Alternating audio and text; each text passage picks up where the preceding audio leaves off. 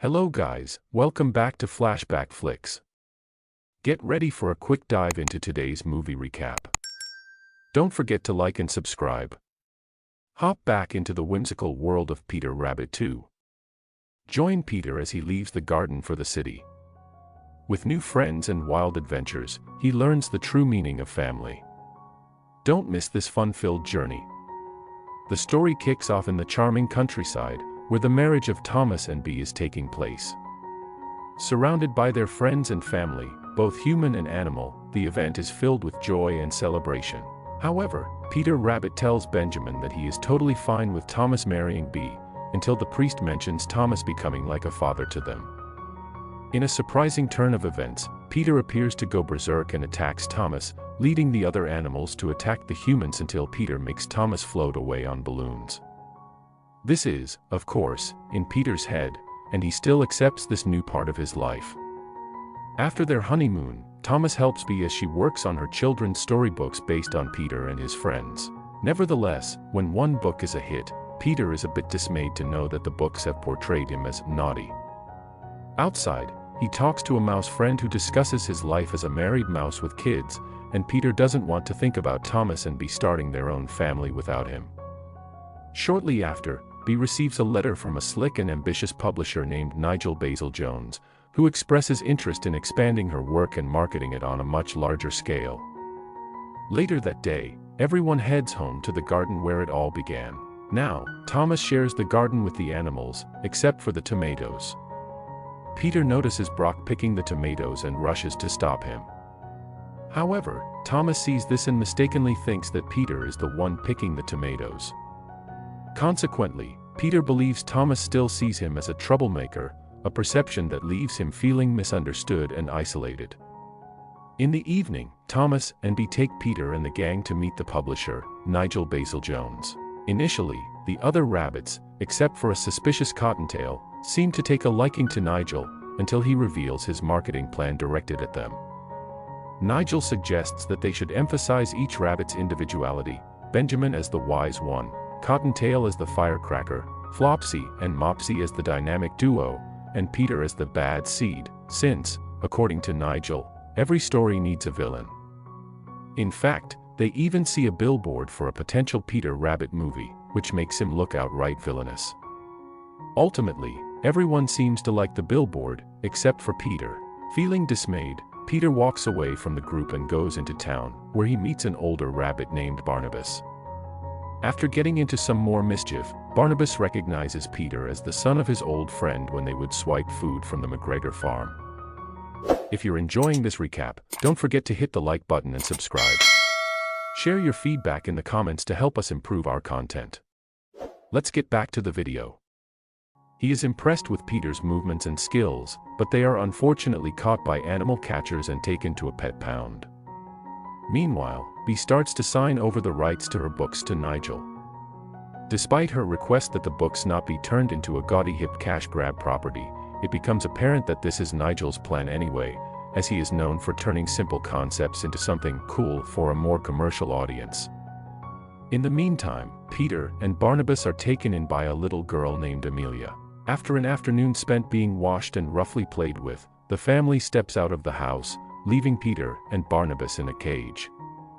Fortunately, Barnabas manages to free himself and Peter, so they go to raid the family's fridge.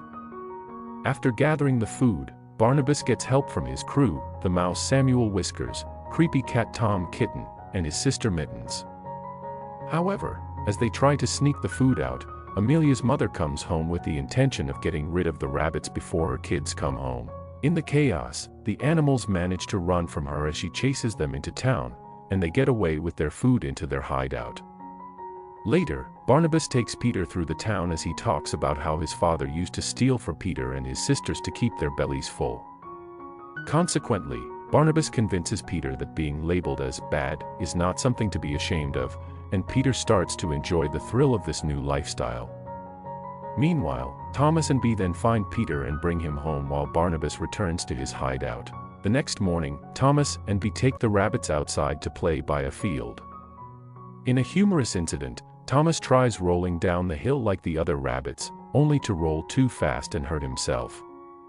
Peter tells Benjamin about Barnabas, expressing that he believes Barnabas understands him, much like his father did, but Benjamin remains skeptical and doesn't trust Barnabas. Later on, Peter confides in Benjamin about Barnabas's plan and convinces him and his sisters to join him in meeting the crew. During this meeting, Barnabas recognizes Peter's sisters and divulges to all of them his big plan. He and his crew want to rob from the farmer's market, with their big score being packs of dried fruit. The cat points out that the plan seems a bit tough and suggests that more help would make the heist easier. Thus, Peter offers to gather additional help. On the other hand, Thomas and Bea meet with Nigel again to go over designs for the rabbits. After already having them dressed up in contemporary clothes, Nigel makes another suggestion that they be on a beach, despite Thomas disagreeing with the idea.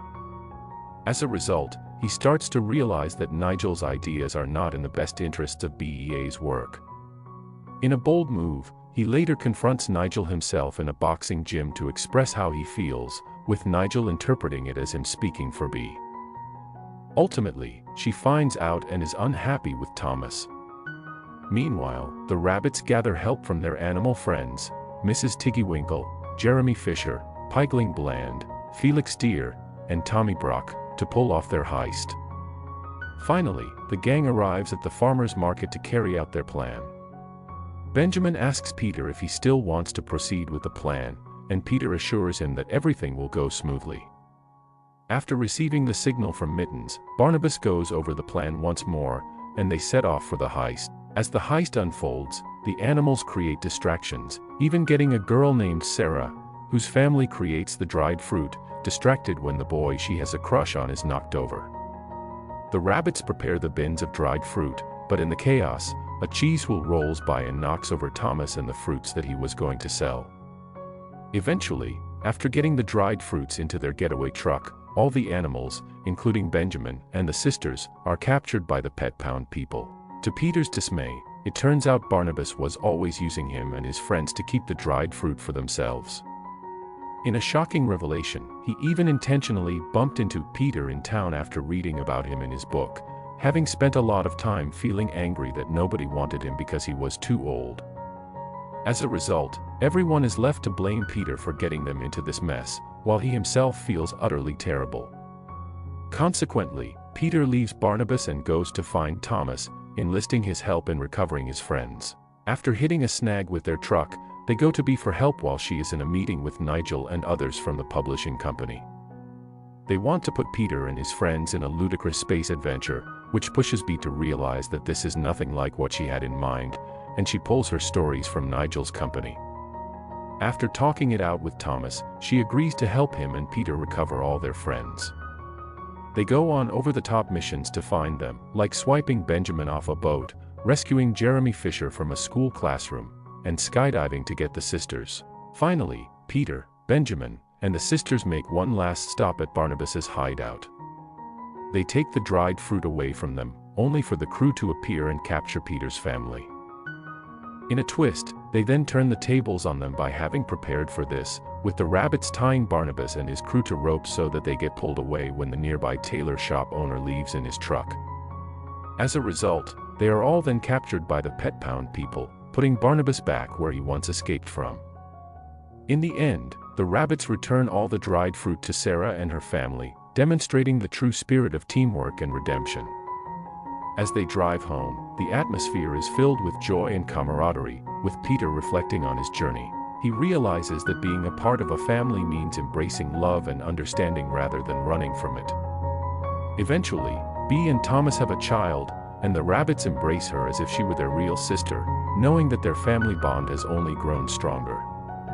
Peter understands that true bravery lies not in being the bad seed, but in protecting those he loves and cherishing the bonds that make them a family.